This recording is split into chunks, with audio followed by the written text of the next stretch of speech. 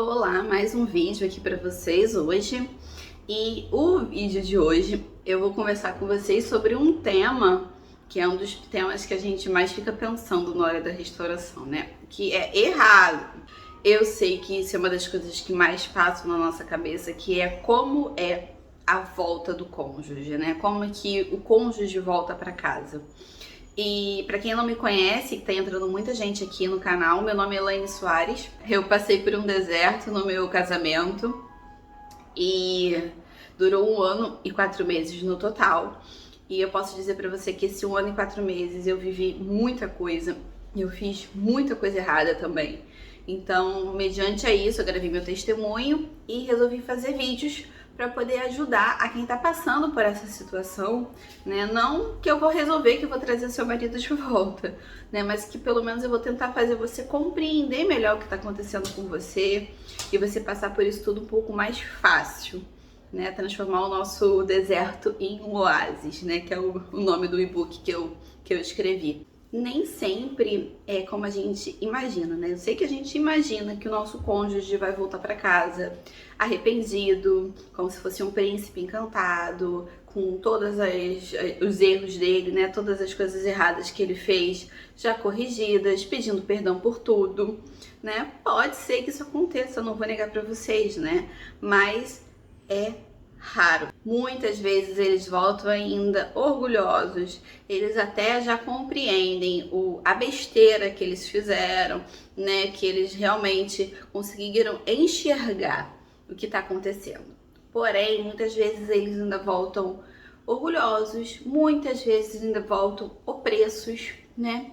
E também, às vezes, desenvolve ainda alguma bagagem que veio de um outro relacionamento, algum tipo de vício que criou, né? Às vezes alguns voltam, às vezes com filho, e a gente tem que tá pronta para aceitar e entender isso tudo, que às vezes toda a bagagem que eles vão trazer, né? Junto com eles. E a volta do cônjuge para casa, muitas vezes também é complicada, porque assim como a gente não desiste do nosso relacionamento, do nosso casamento, a pessoa que está lá do outro lado, a OM ou o OH, que também são pessoas que estão sendo influenciadas também por espíritos opressores, pelo inimigo, essas pessoas também elas não desistem tão fácil. Então, são raras as vezes que quando o seu cônjuge volta para casa, aquela outra pessoa lá que eles estavam se relacionando vão parar completamente também o vínculo, né? Muitas vezes, né, vão ficar tentando, forçando uma barra, forçando um contato, uma reaproximação também. E nesse momento a gente precisa ser firme, a gente precisa ser sábios, porque o inimigo ele fica só procurando as brechas, né? Aquela pessoa tá ali, tipo assim, ó, se acontecer alguma coisa aí, eu tô aqui. É mais ou menos isso que acontece mesmo. A gente, por alguma coisa, por alguma brecha que já foi dada, né? A gente começa a cobrar alguma coisa, a criticar ou ter alguma atitude que a gente tinha antes disso tudo acontecer, a gente acaba abrindo uma brecha para que essa pessoa vá conversar, vá tentar alguma coisa, ou vai dar ouvidos, né, para aquela outra pessoa. Como eu sempre já falei aqui, meu marido foi e voltou 6 vezes. Aí vocês me perguntam, mas por que você acha que das outras vezes ele não ficou, né? Ele voltou de novo para a OM? Em primeiro lugar, eu também não estava pronta. Porque quando ele voltava para ela, eu voltava tudo a estaca zero. No início eu ficava muito naquela coisa assim, quando ele voltava eu ficava tentando agradar, pisando em ovos, com medo de falar alguma coisa errada. Então eu comecei a perceber que isso também estava errado, porque eu também não estava sendo eu. Aquilo ali seriam umas cenas que eu iria conseguir durar durante algum tempo, né? Mas que não ia ser contínua. Eu tava cheia de dedos, né? Querendo fazer tudo para agradar. E não deve ser assim. Quando meu marido voltou as 2 últimas vezes, foi as vezes que eu já estava posicionada. Mas como é que era esse posicionamento? Eu já tinha minha vida própria, eu já vivia minha vida, ele não era mais o centro da minha vida. Eu resgatei amizades, eu comecei a sair, fazer minhas coisas na rua, sem precisar de de uma aprovação, sabe? Eu informava, eu vou fazer isso, isso e isso, tá? Aí ele ainda me perguntava, mas aonde? Vai demorar? Porque são coisas que eu não tinha, que eu não fazia. Se eu tivesse que fazer alguma coisa na rua, eu primeiro perguntava se ele poderia ir comigo, ou se ele poderia me levar, né? E se fosse muito necessário, eu ia sozinha, mas se não fosse, eu não ia, né? Então ele começou a ver essa mudança.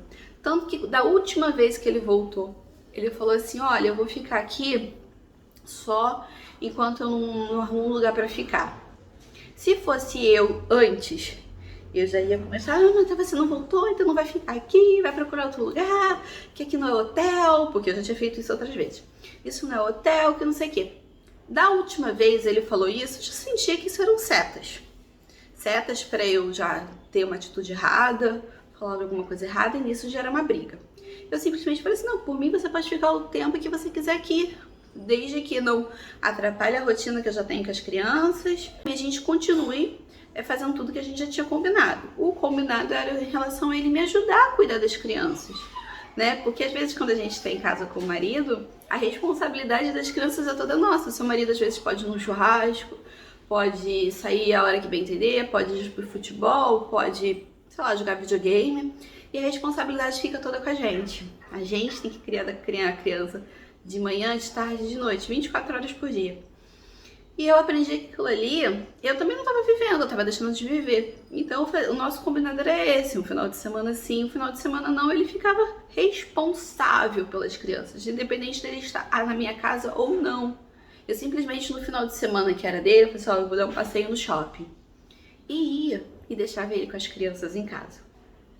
Então ele começou a ver que realmente eu estava mudada. Sem falar que eu mudei muitas outras coisas. Eu mudei meu jeito de me vestir, eu mudei meu tom de voz, eu mudei a minha forma de falar alguma coisa e simplesmente também eu mudei muito na hora de me calar. Não que você tem que ser aquela que abaixa a cabeça para tudo que seu esposo diz, você não tem que fazer isso. Mas você tem que saber a hora de se calar e na hora de falar o que você queria falar antes. Porém, no momento que ele já não está sendo mais influenciado para arrumar a briga, para arrumar o atrito, né? Então, assim, a volta do cônjuge nem sempre é fácil. É outro caminho no deserto também, mas é um caminho que você está chegando à sua terra prometida. Porém, a gente tem que saber lidar, a gente tem que saber falar, a gente tem que o tempo todo ficar em comunhão com Deus também, orando, pedindo sabedoria, discernimento e tudo que vier ser da ordem de Deus. Né? Tudo que não for dele, a gente tem que repreender na mesma hora. No momento que seu marido falar alguma coisa que você sabe que é uma desavença, que é alguma coisa que para te fazer desestimular, brigar, você repreende. Fala, repreendo agora em nome de Jesus. Você não vai ficar na mente do meu marido. Sai agora. Tudo na sua mente, para ele também falar que você tá louca, né? Porque é mais ou menos por aí. Então, assim, a volta do cônjuge, eu sei que muitas vezes a gente fica imaginando muitas coisas.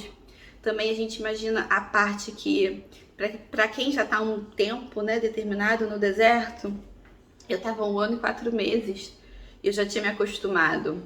A minha casa somente eu e os meus filhos, os horários de refeição, a dormir sozinha, por incrível que pareça, eu já tinha me acostumado a ter uma cama só para mim. Então, muitas coisas também vão te fazer tentar gerar um atrito. Eu tenho casos de pessoas que o marido voltou, mas o marido tem determinadas manias, né? Às vezes dorme tarde, ou sim, ronca, essas coisas assim, que tem pessoas que falam comigo, gente, eu não aguento mais, eu já tinha me acostumado a dormir sozinha. Eu já tinha me acostumado a fazer isso, aquilo, né? E isso também é um processo que a gente tem que saber lidar e tratar. Assim, você pode ter certeza que você consegue passar por todas essas situações também. Uma das coisas que eu mais falo para quem eu dou atendimento que é tenha calma, paciência e persistência, que são as coisas chaves para você conseguir chegar ao seu milagre, chegar ao seu destino, tá bom? Então, quem tá aqui pela primeira vez, não deixa de seguir. Não deixa de curtir, deixar seu comentário, falar o que você está sentindo, o que você está passando. Eu tento responder todo mundo também na medida do possível, tá bom? E sugerir temas também, tá bom? Deus abençoe a todos.